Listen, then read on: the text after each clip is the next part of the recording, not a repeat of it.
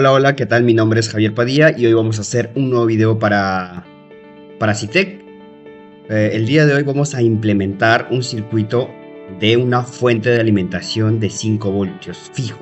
Nada de regulable por ahora, es un ejercicio no básico, pero bastante útil, ya que toda la gente que está estudiando electrónica debería por lo menos saber cómo funciona una fuente de alimentación y si en caso quisiera fabricarse, ¿no? Cómo implementar un circuito electrónico de una fuente de alimentación.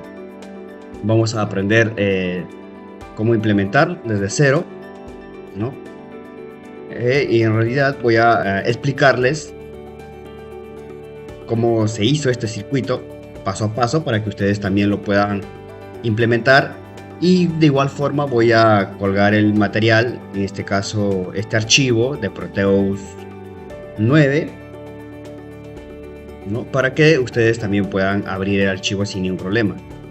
Así que nada, si ustedes quieren también el software de TIA Portal, perdón, de Proteus, pueden descargarla desde mi página, ¿no? Desde que voy a dejar acá en la descripción del video.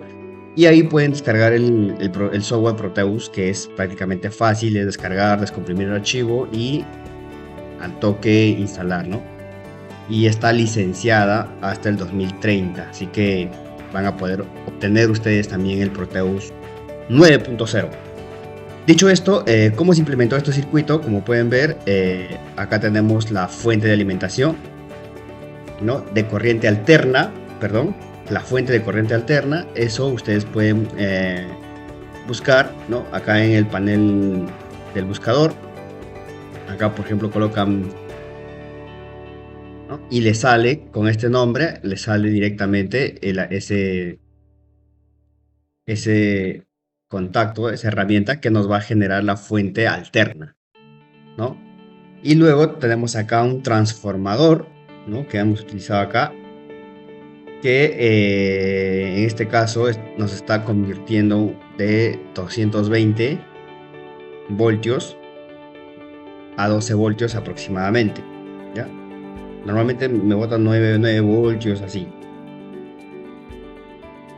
Luego de la etapa de transformación pasa a la etapa de rectificación.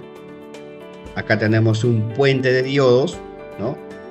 Que se encarga de la etapa de rectificar, es decir, pasar de la corriente alterna ya reducida, es decir, 9 voltios, a 9 voltios, pero ya de corriente continua, ¿no?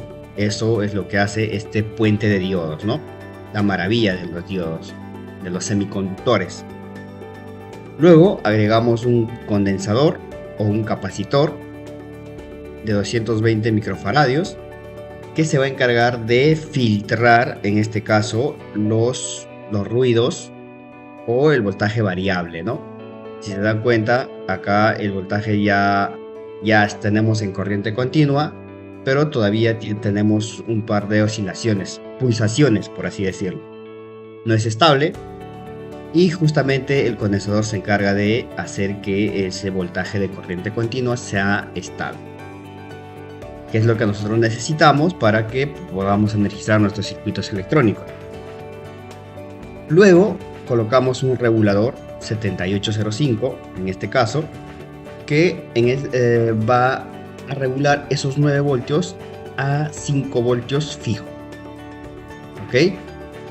Ahora, este regulador también cuenta con limitaciones, ¿no? Soporta máximo hasta 2 amperios y hay que tener en cuenta eso, ¿no? Entonces vamos a tener una fuente a la salida, ¿no? De 5 voltios y va a soportar máximo 2 amperios, nada más.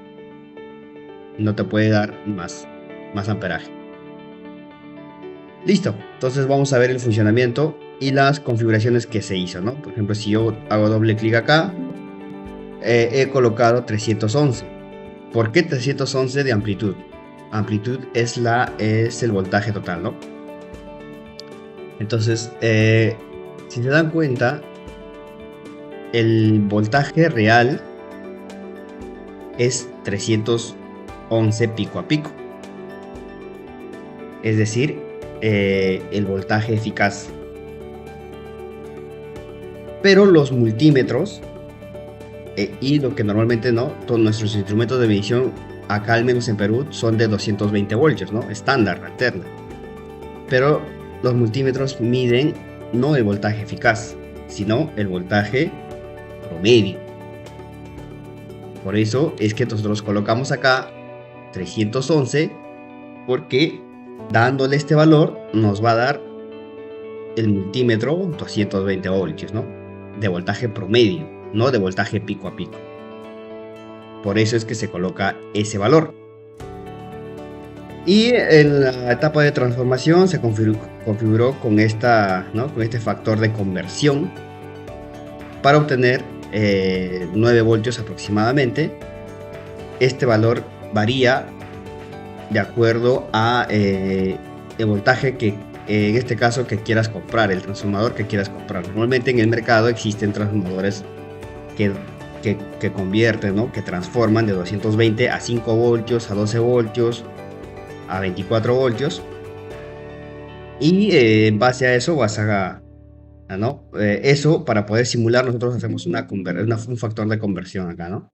Y con estos datos nosotros obtenemos el voltaje más aproximado. Es todo lo que se configuró. Acá colocamos los valores, ¿no? del condensador, y se agregó también una resistencia de 330 con un LED como indicador de que la fuente, bueno, está llegando ahí, ¿no? Con 5 voltios. Vamos a empezar con la simulación y arrancamos. Como pueden ver, con 311 voltios de voltaje pico a pico, nosotros con el multímetro, ¿no? De AC volts, tenemos 219 voltios, que es estándar en Perú. En otros países trabajan con 110, ¿no? Entonces para eso se utiliza otro voltaje pico a pico. Y una vez que pase por la etapa de la transformación, tenemos acá 9 voltios, ¿no? 9.6 oscilante. Luego pasa la etapa de puente de diodos, y acá tenemos, ¿no? Ya 8.34 voltios estable. Esto ya es en continuo, ya no es AC, es DC. Y una vez pasada por la etapa de regulación, como pueden ver, a la salida tenemos 5 voltios estable, ¿no? De esta manera es como funciona una fuente de alimentación, y es la representación básica de cómo actualmente funcionan las fuentes de alimentación, ya sean conmutadas, ya sean no inteligentes, que haya la nueva tecnología. Pero la base de una fuente de alimentación son estas etapas. Pueden cambiar de componentes, tal vez ya no usan trafo, pueden usar condensadores, bobinas toroidales, creo, ¿no? Pero siempre la etapa se va a mantener, va a tener su etapa de transformación, la etapa de rectificación, filtración, regulación y el resultado final, ¿no? Espero se haya entendido. Vamos a hacer otra en los demás videos. Vamos a agregar, vamos a hacer otro ejercicio con una fuente de alimentación regulable, y así vamos a estar implementando ejercicios en este canal. Suscríbanse y nos vemos en el próximo video.